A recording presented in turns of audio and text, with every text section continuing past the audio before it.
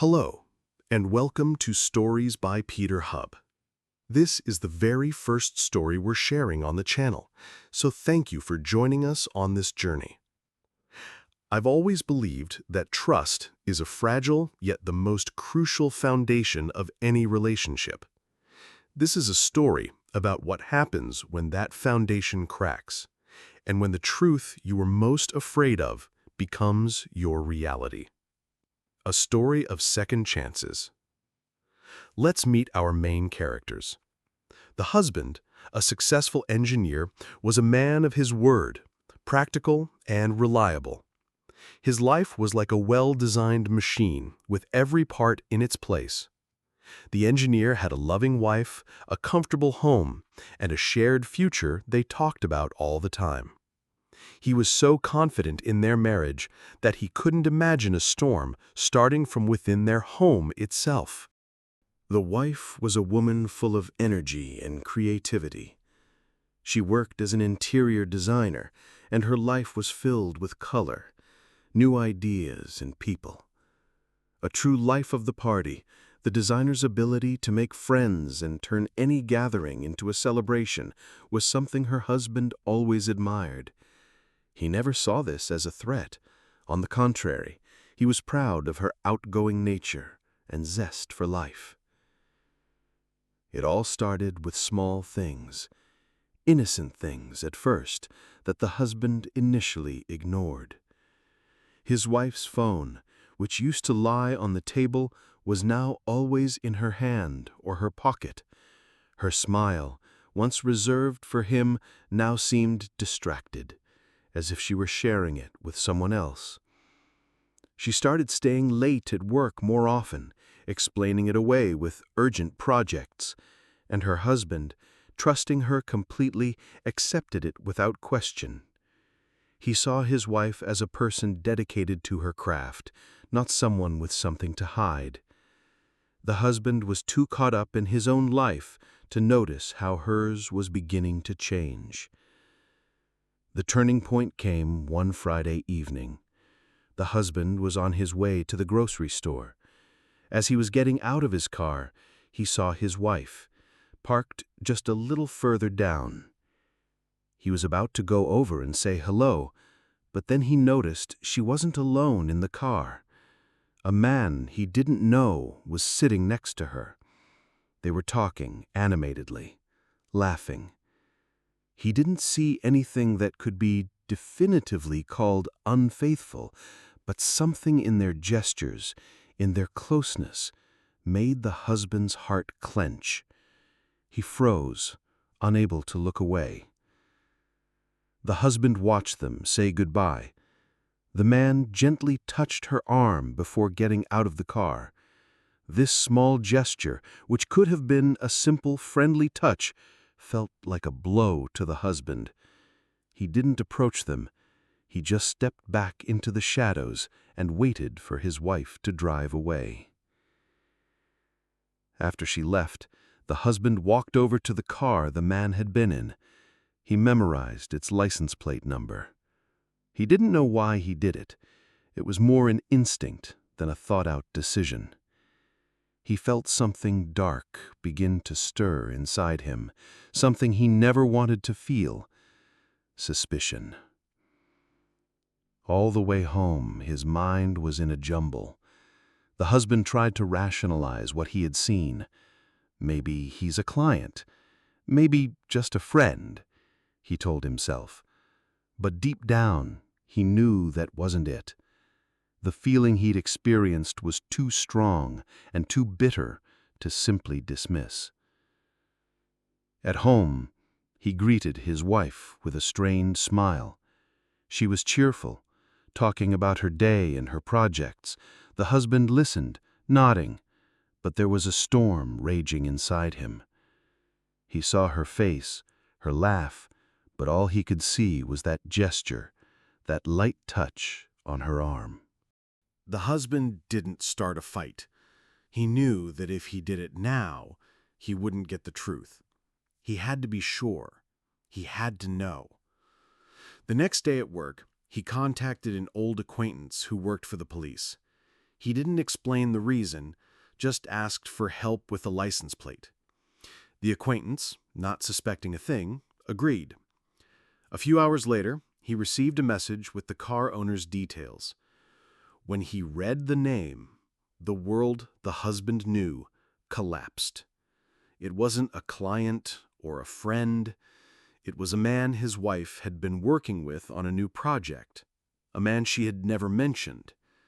He was a well-known businessman in their circles, successful, rich, handsome. In the husband's eyes, he was everything he wasn't. He was the perfect sail for his wife's sail, a man who could give her what he couldn't: constant momentum, novelty, and risk. The husband sat at his desk, staring at the screen, unable to believe his eyes. His heart was pounding in his ears, and he felt something inside him die. The trust that had been his support, his foundation, had turned to dust. The husband's world had always been one of order and logic. As an engineer, he dealt in facts and figures, in clear cause and effect. But the information on his screen was illogical, a flaw in the perfect design of his life. He felt a cold calm settle over him, the kind of calm that precedes a storm. He closed his laptop and walked out of his office, his mind set on a single, terrible task. He drove home in a daze. The world outside the car windows was a blur of colors and shapes, but he saw none of it. All he could see was her face, smiling in the car, and the name of the man who wasn't him. He pulled into the driveway and sat for a long moment, gripping the steering wheel. He wasn't angry. He was beyond that. He was hollow.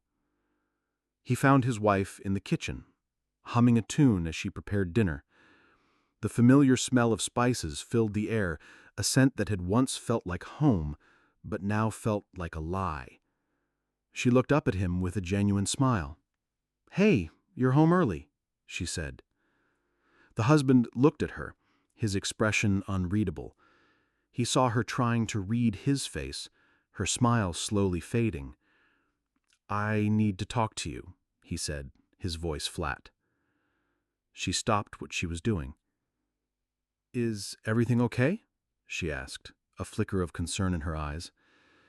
"No, it's not." He led her into the living room, to the couch where they had spent countless evenings. He sat on one end, and she sat on the other, a chasm of unspoken words between them. He didn't shout. He didn't accuse. He just reached into his pocket, pulled out his phone, and placed it on the coffee table. The screen was still open to the police database message with the name and license plate. She looked at the screen, and her face went from confusion to a sickening pallor. Her eyes widened in panic, and she looked from the phone to him, searching for something. Anger, a hint that this was a joke, but found only a devastating emptiness. "What is this?" she whispered, her voice trembling.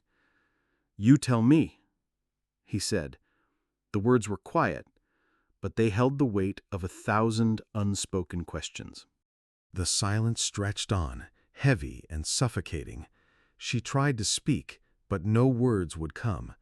She looked away from him, her gaze fixed on spot on the floor, her hands clenched in her lap. Finally, she let out a shaky breath.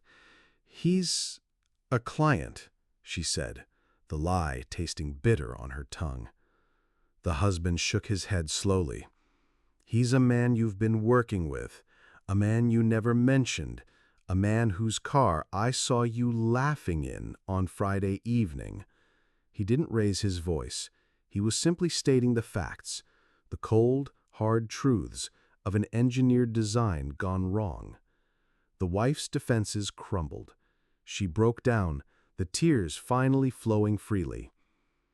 "I'm so sorry. It just happened. He was so exciting, so full of new ideas. I felt so alive with him. You've always been so steady, so predictable." predictable. The word felt like a physical blow. He had always seen his stability as a strength, a safe harbor for their relationship. Now, in her eyes, it was a weakness, a reason to look elsewhere. He stood up, walking to the window and staring out at the darkening sky.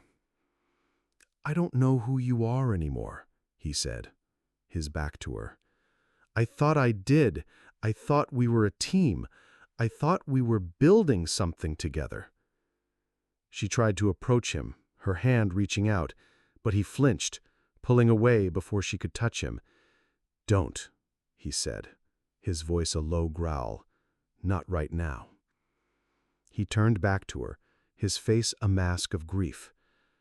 "I'm not angry. I'm just tired. I can't be here right now. I can't look at this house, at you, and not see a complete stranger." He walked to their bedroom, the place where they had once shared so much intimacy, and packed a bag. He wasn't leaving forever, at least he didn't think so, but he knew he couldn't stay. He needed to find his own ground again, to see if he could rebuild himself without the foundation he had once known. He left without another word, walking past her as she sat weeping on the couch. The door closed with a soft click, and the house fell into a silence that was more terrifying than any argument could ever be. She was alone, surrounded by the ruins of the life she had so carelessly taken for granted. The first night was a nightmare. She sat on the couch for hours, the place where she had confessed her betrayal, the place where he had said he was tired. The silence of the house was a physical presence, a heavy blanket that smothered her. She called his phone again and again, her desperate pleas for him to answer bouncing off a wall of voicemails. She messaged him, not with a lie this time, but with a raw, unfiltered apology. "I'm so sorry. I was a fool. Please, just tell me where you are." She didn't get a reply. The next few days were a blur of empty routines. She went to work but couldn't focus. The vibrant colors of her designs seemed muted, lifeless. Her colleagues asked if she was okay, and she would force a smile, a flimsy mask over a face of pure panic. She felt like a fraud, a shell of the woman she had pretended to be. The man who had been the cause of her excitement messaged her, asking if she was doing okay. She looked at his name on the screen and felt nothing but a wave of nausea. She deleted his number without a second thought. He was just a fleeting distraction, a momentary thrill that had cost her everything. She tried calling his friends, just like he had in the beginning. She spoke to their mutual friend Mark. Mark was kind but firm. "He's going through a lot, and he needs space. The best thing you can do for him right now is to give him that. You have to let him come to you when he's ready." The words stung, but she knew they were true. She had to learn to wait. She had to learn what it felt like to be on the other side of the silence, to feel the gnawing uncertainty that she had so carelessly inflicted on her husband. She realized that her husband's love wasn't a static thing, a predictable force she could always count on. It was a choice, a daily effort, and she had taken it for granted for so long that she had forgotten how to appreciate it. Started to see things differently. The house, which had once felt like a backdrop to her life, now felt like the center of it. She started to cook the meals they used to love. She started to put things in their place, not with the hurried indifference of someone rushing to their next adventure, but with the quiet reverence of someone trying to put a broken home back together. She found herself sitting on the couch, staring at his favorite spot, and remembering the way he used to laugh, the way he would reach for her hand. The memories were painful, but they were also a reminder of the preciousness of what she had lost. One evening, about a month after he had left, she was in the living room, surrounded by the quiet hum of the empty house. She was thinking about him, about their life, when her phone buzzed. It was a message from an old friend, a former colleague of her husband's. "Hey, have you heard from him? He hasn't shown up for work in a few days. We're all getting a little worried. He's not answering his phone." Her heart dropped into her stomach. He was reliable. He was a man of his word. Missing work wasn't like him. A cold dread, far worse than the loneliness she had been feeling, began to creep into her heart. She tried to call his phone again, but it went straight to voicemail. She called Mark, but he didn't answer. The silence this time wasn't a punishment. It was a sign of something truly wrong. The wife was facing a new kind of fear, a fear that was 100 times worse than the fear of a broken heart, the fear that the man she had hurt might now be in danger and that she was completely helpless to reach him. Panic set in with a ferocity she hadn't known was possible. The loneliness she'd felt before was a dull ache. This was a sharp, jabbing pain. She couldn't sit still. She paced the living room, her mind racing, replaying every possible scenario. The man she had so carelessly betrayed was now in trouble, and she was the only one who seemed to know. She remembered his last words to her. "I'm not angry. I'm just tired." Those words echoed in her mind. He was tired. Had he just walked away from everything? Had his pain become too much to bear? The thought was a physical blow, a punch to the gut. The guilt she had been carrying became a crushing weight. She had to do something. She had to find him. But where? She didn't know where he had gone. He hadn't told anyone. She only had one lead. The fact that he was an engineer, a man of routine. He must have a place he would go, a place he would feel safe, a place where he could think. She sat down at the kitchen table, took out a pen and paper, and began to write. She wrote down every place they had ever talked about, every place that held a special meaning for them. A cabin in the mountains where they had planned to retire, a lake where they had gone fishing, the small town where he had grown up, a place he always spoke of with fondness. Her heart pounded in her chest as she started to make calls. She called his brother, a man she had always had a strained relationship with, but who was a good man at heart. "Have you heard from him? He hasn't shown up for work in a few days. We're all getting a little worried. He's not answering his phone." Her brother was curt. "No, I haven't heard from him. He's probably just taking some time for himself. You should do the same." The message was clear. He was on his brother's side. But in her desperation, she pushed on. "Please, if you hear anything, just let me know. I'm worried." Next, she called his best friend, a man he had known since college. The friend was more compassionate, but just as unhelpful. "He told me he needed to get away, to clear his head. He didn't say where, just that he needed some space." The wife felt a surge of despair. No one knew where he was. It was as if he had simply vanished. She was the one who had driven him away, and now she was powerless to find him. But she wasn't going to give up. The feeling of helplessness was a powerful motivator. She remembered the day she had first met him, his calm, steady demeanor, his kind eyes. She remembered their wedding day, the way he had looked at her with so much love and trust. She had to find that man, the man she had lost, and the man who was now in trouble. She had to prove to herself and to him that she wasn't just a sail looking for the next thrill. She was an anchor, too, and she was ready to hold on. She packed a small bag.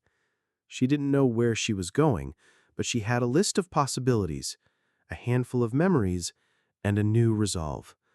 She was no longer the woman who was running away from her life. She was the woman who was running back to it, and she was going to do everything in her power to find the man she had so foolishly pushed away. She got into her car, the same car he had seen her in with the other man, and started driving, the list of places on the passenger seat. This time, she wasn't driving towards a fleeting moment of excitement. She was driving towards a second chance she wasn't sure she deserved, but one she was determined to fight for. She decided to start with the first place on her list, the small town where he had grown up. The town was a 3-hour drive away, and the journey gave her time to think.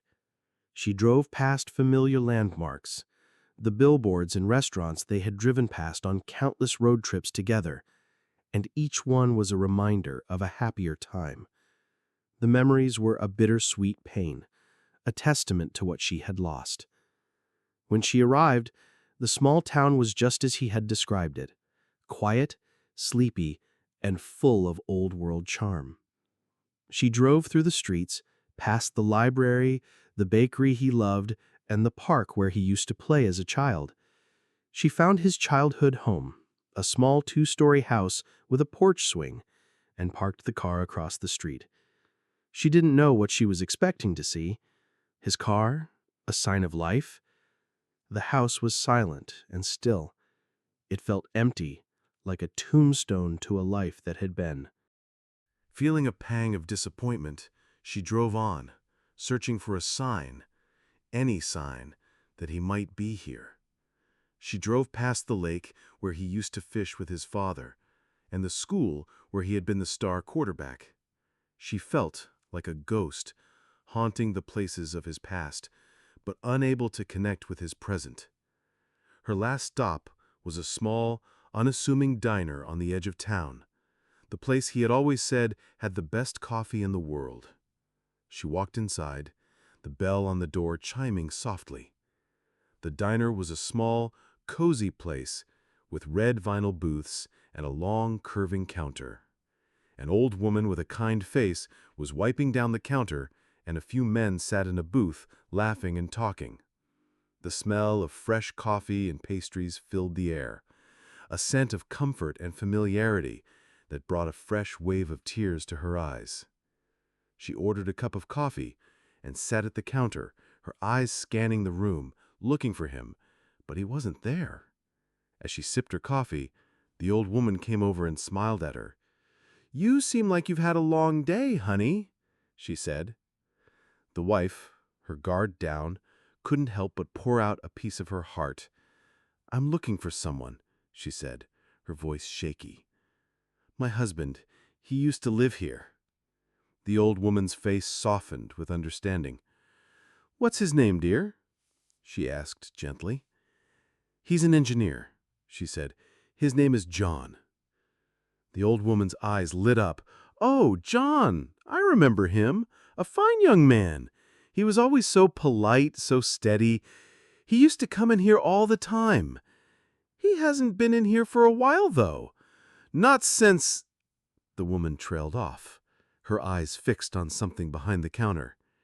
She pulled out a small framed photo. It was a picture of John, his arm around a young boy, both of them smiling, holding up a fish. "He brought his son in here once, said he was teaching him how to fish, just like his father taught him." The wife's heart stopped. They didn't have children. He hadn't said anything about his son. The old woman saw the confusion and pain in her eyes. "Oh, dear. I'm sorry. I must have gotten the wrong person." The wife's voice was a whisper. "What was the boy's name?" "He said his name was Ethan," the old woman replied, a look of concern on her face. "He said he was his stepson." The wife felt a wave of relief wash over her, a wave so powerful it made her dizzy. It wasn't another betrayal. It was a part of his past she didn't know about, a part of him that was still a mystery to her. She thanked the old woman and left, her heart now a tangle of emotions, relief, confusion, and a new determination. She got back into her car, her mind replaying the woman's words. His stepson. Where had she heard that name before? She rummaged through her bag, pulling out her phone and searching through old emails. She found it. An email from his brother sent years ago mentioning a new project her husband was working on. A project to build a small cabin for a friend who was a single father with a son named Ethan. He had been building a cabin for the very boy the old woman had mentioned. The pieces of the puzzle were finally falling into place. The cabin in the mountains they had talked about, the one he had always said he wanted to build. The cabin he had been secretly building for a friend and his son. He hadn't been taking a break, he had been building, creating, putting his heart into something he believed in. He had poured all his frustration and pain into that project, and now it was her only hope of finding him. She started the car, her heart now full of a new, fierce hope. The lake, the small town, the memories, they were all leading her to one place, the cabin in the mountains, a place he had built with his own hands, a place that represented not just a project, but a quiet, stable love that she had so blindly taken for granted. She was no longer lost, she was no longer just searching. She was going home, to the place where he had built a foundation of his own, and she was going to fight for it. The drive to the mountains was long, and the landscape slowly changed from gentle rolling hills to the harsh, unforgiving beauty of the peaks. The road became narrower, winding and climbing higher, and the air grew colder and thinner. With every turn, she felt a little closer to him, a little closer to the truth. She was no longer just driving. She was on a pilgrimage, a journey to find her husband and, in a way, to find herself. She drove for what felt like hours, the sun starting to dip below the horizon, painting the sky in shades of orange and purple. She was starting to lose hope, but then she saw it. A small, winding dirt road, hidden behind a cluster of pine trees. It wasn't on any map, but something told her this was it. She turned the car onto the road, the wheels crunching on the loose gravel. After a few minutes, the trees opened up to a small, secluded clearing. In the middle of the clearing was a cabin. It was small, but perfectly proportioned, with a wooden porch and a stone chimney. A wisp of smoke curled from the chimney, a sure sign that someone was home. Her heart soared. He was here. She turned off the engine and sat for a moment, just looking at the cabin. It was everything he had ever talked about, a perfect reflection of his quiet, steady soul. He had built this with his hands, with his heart. He had poured all of his pain and his love into this place. She got out of the car and walked slowly towards the cabin, her footsteps crunching in the silence. As she got closer, she could hear the faint sound of a saw, the rhythmic rasp of wood being worked. He was building. He was creating. He was healing. She stood at the edge of the clearing, not wanting to disturb him, just watching him. He was on the porch, his back to her, working on a wooden frame. He was wearing an old flannel shirt and jeans, his hair a mess, and he looked different. He looked older, more tired, but also more real, more grounded. The perfect, polished engineer she had known was gone, replaced by a man who had been broken and was now trying to put himself back together, piece by piece. She took a deep breath and walked towards the porch. Her footstep on a loose board made a loud creak, and he stopped working, his shoulders tensing. He slowly turned around, the saw in his hand, and his eyes met hers. For a moment, they just stared at each other, the saw held limply in his hand. The setting sun cast a golden light on his face, illuminating the exhaustion and the pain in his eyes, but also a flicker of something else, surprise, and maybe, just maybe, a tiny sliver of hope. He didn't say anything. He just looked at her, his expression unreadable. She saw the question in his eyes. "Why are you here?" She finally found her voice. I I was worried," she said, her voice shaking. "You weren't at work. You weren't answering your phone. I had to find you." He put the saw down, slowly, carefully, as if it were a fragile object. "How did you find me?" he asked, his voice low and hoarse. "The diner," she said, a small weak smile on her face. "The old woman told me about the boy, about the cabin. I just put the pieces together." He just nodded, his gaze dropping to the floor. "I came here to think," he said, his voice barely a whisper. "I needed to be alone. I needed to figure out what I was going to do." She walked to the edge of the porch, not daring to get closer. The chasm between them was still there, but now it felt a little smaller. "I know. I've been doing a lot of thinking too. I'm so sorry. I was selfish. I was a fool. I took you for granted." He looked up at her, and she saw the pain in his eyes, raw and unfiltered. I don't understand," he said, his voice thick with emotion. "I thought we were happy. I thought we had everything.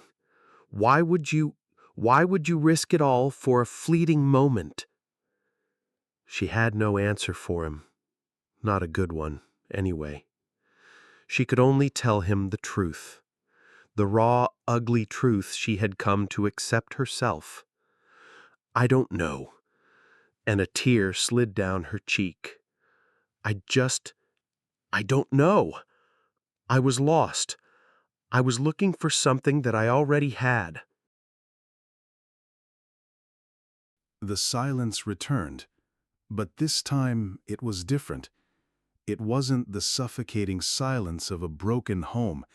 It was the quiet stillness of a man and a woman standing at a crossroads, two souls trying to find their way back to each other, but not yet knowing if the path was even there. The sun had set completely now, and the stars began to appear in the clear mountain sky, a million tiny lights in the overwhelming darkness. She stood there, waiting, hoping, her gaze fixed on the man she loved, the man who was now just a silhouette against the night sky, a stranger she was trying to get to know all over again. She took a step closer, her voice soft and trembling. "I've lost myself, John," she said. "I was chasing something I thought was excitement, but it was just emptiness. The only thing that felt real was what I had with you.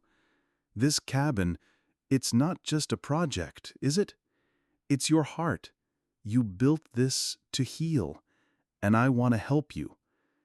He looked at her, his eyes filled with a mixture of sadness and confusion. "I don't know if I can just forget," he said, his voice a whisper. "The trust is gone. It's not just a crack. It's a chasm." "I know," she said, a tear rolling down her cheek, "and I don't expect you to forget.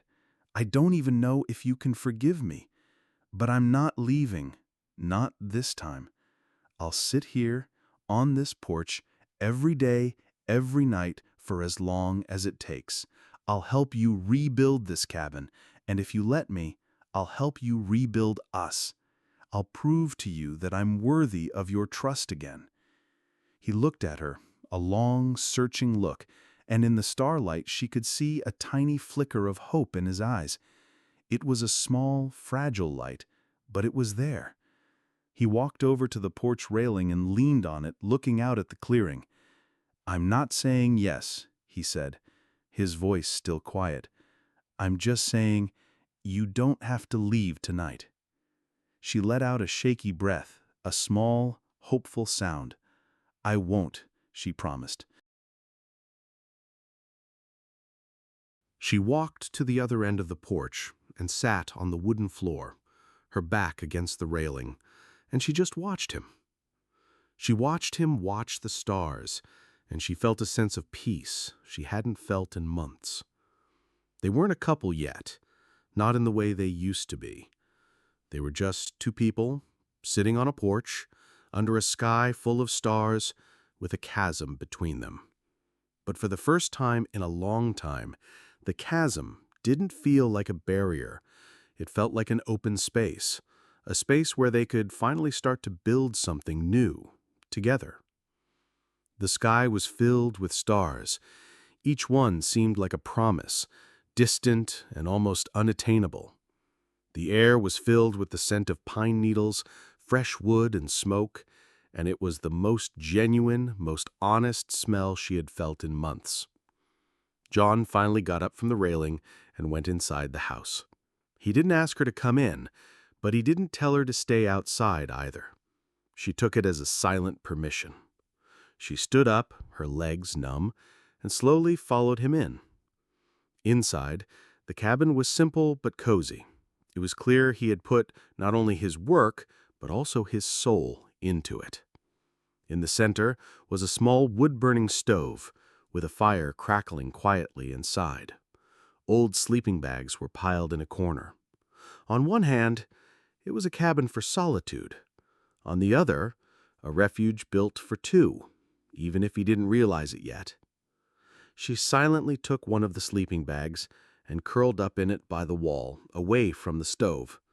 She didn't expect him to offer her a place by the fire. She didn't expect anything at all, except the silent acceptance of her presence. John, without looking at her, tossed another log into the fire, and his silhouette disappeared into the shadows. The night was long. She could hear him tossing and turning, the floorboards creaking under his feet. She knew he wasn't sleeping. Neither was she. The silence was heavy, but no longer hostile. It was the silence of two people learning to breathe in the same space after a long time apart. Morning arrived with the first rays of sunlight filtering through the cracks between the logs. She woke up to the smell of freshly brewed coffee. John was sitting at the table, holding a mug and staring into the fire. Another mug sat on the table. Without a word, she sat across from him, and he pushed the mug toward her. The coffee was strong and hot, and for the first time in a long time, she felt herself coming back to life. They drank their coffee in complete silence. In this silence there was no judgment, no anger. There was only weariness and something that could be mistaken for cautious curiosity. After breakfast, John stood up, took his tool belt, and headed for the door. He stopped in the doorway, his back still turned to her. "I have work to do," he said, his voice dry and flat. She stood up. "I can help." He turned and looked at her with the same expression he had worn the night before, a mixture of pain and hope. "You're an interior designer," he said, implying it wasn't her line of work. "I can hand you nails, I can sand wood, I can do something." He looked at her hands, which had always been busy with creative work and were now empty. He gave a small laugh, but there was no malice in it. "Fine," he said. "I'm building a staircase to the second floor. You can take this board up there." It was a small, insignificant task, but for her, it was the first step.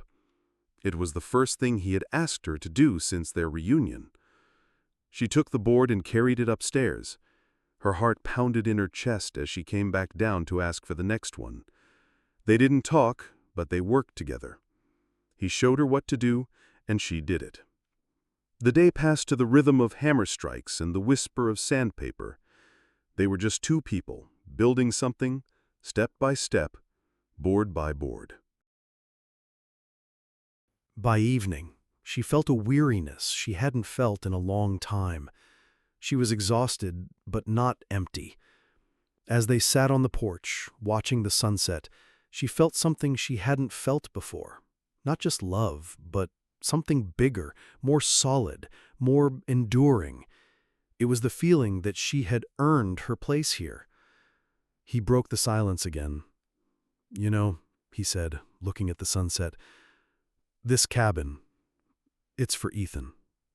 I'm helping his father build it for them." She nodded. "I know, that's very kind of you." "It's not kind. It's just work. I had to do something that made sense." She looked at his hands covered in scratches and splinters and understood that this work was his way of mending his own heart. She didn't say a word, just took his hand and held it. He didn't pull away. He just kept watching the sunset, and in that silence, they both knew that this wasn't just a sunset, but the beginning of a very long and very difficult dawn.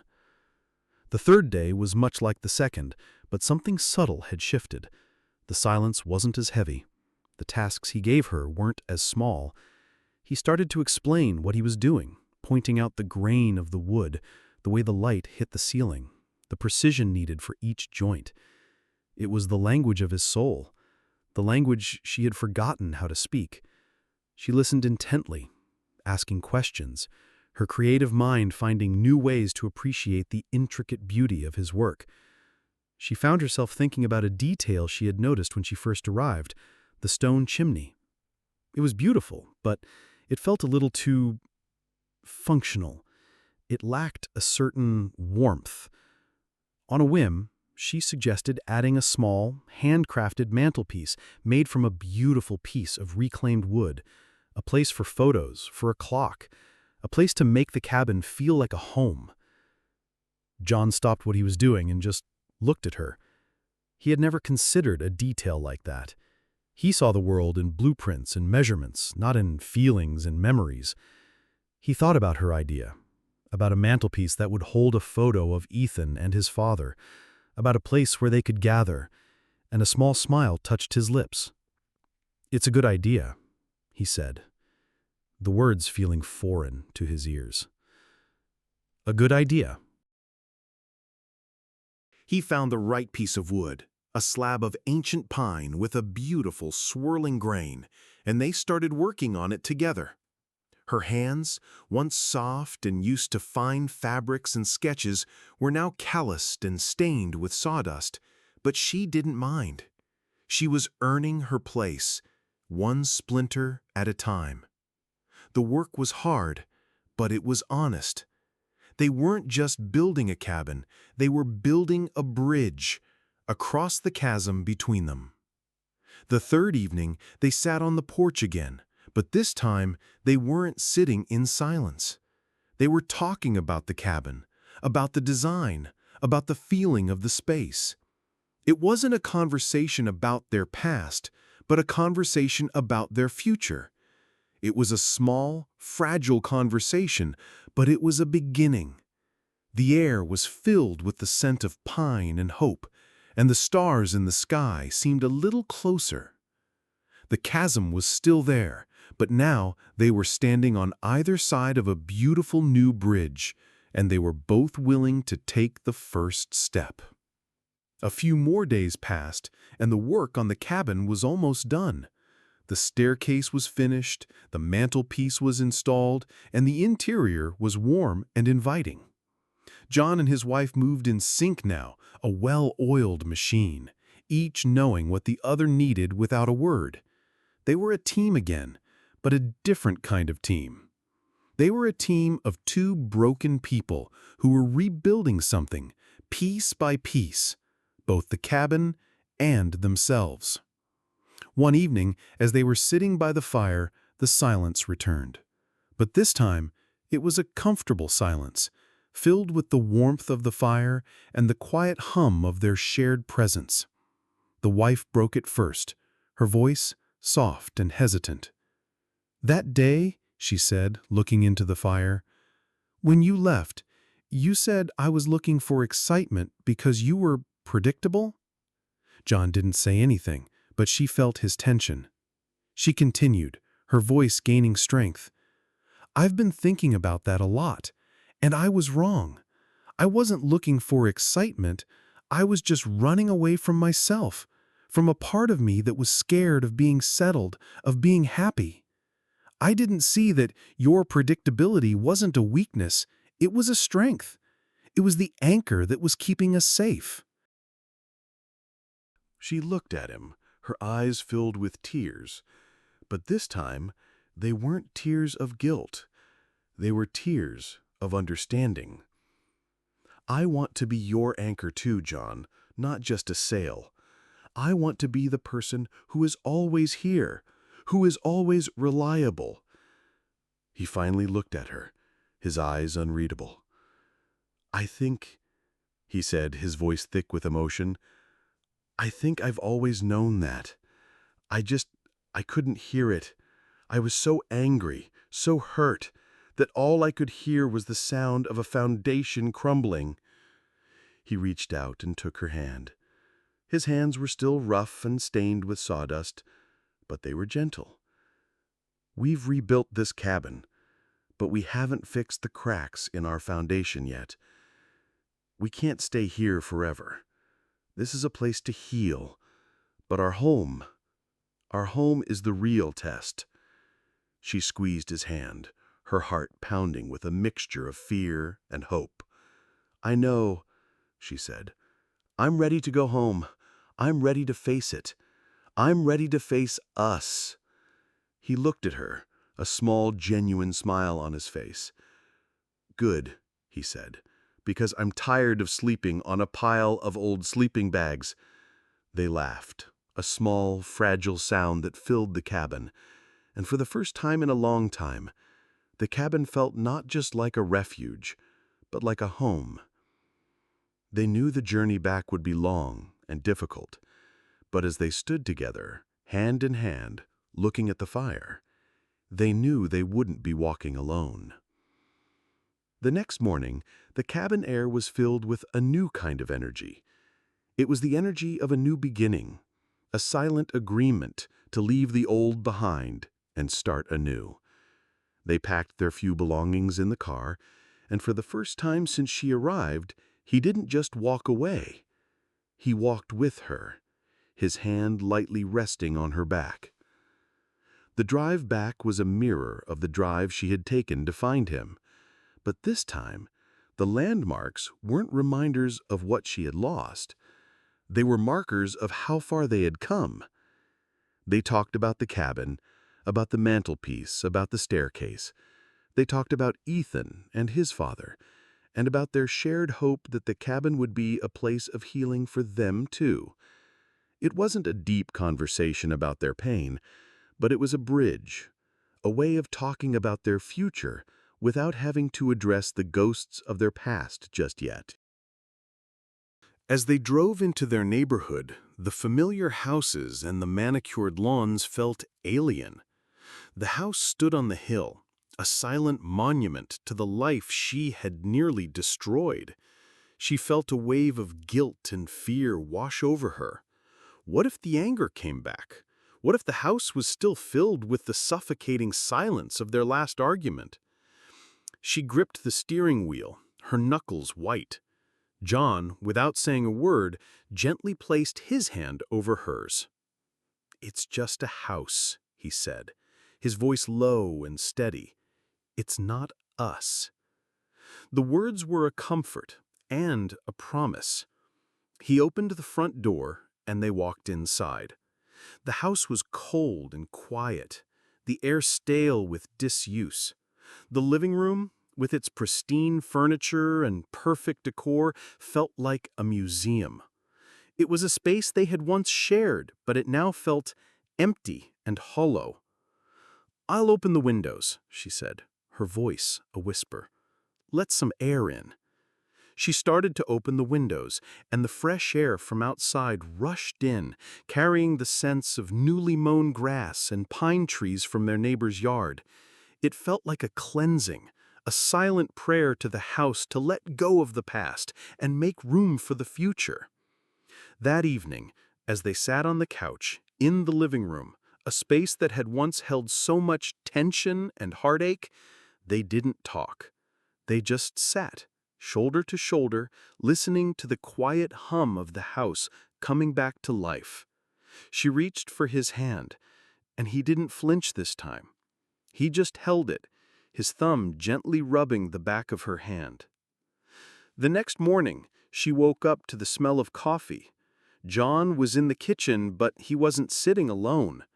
He was standing by the stove, a small pile of eggs and bacon sizzling in a pan. He turned and saw her, and for the first time since she had found him in the mountains, he smiled. It was a small, fragile smile, but it was real. "I thought that maybe we should start a new routine," he said, his voice gentle. She smiled, a tear rolling down her cheek. "I'd like that," she said. That morning, they sat at their breakfast table, a place where they had once shared so much and then so little. They talked about the day ahead, about the small things, about the future. The conversation wasn't deep or emotional, but it was a bridge. It was the first step on a new path, a path they were now walking together.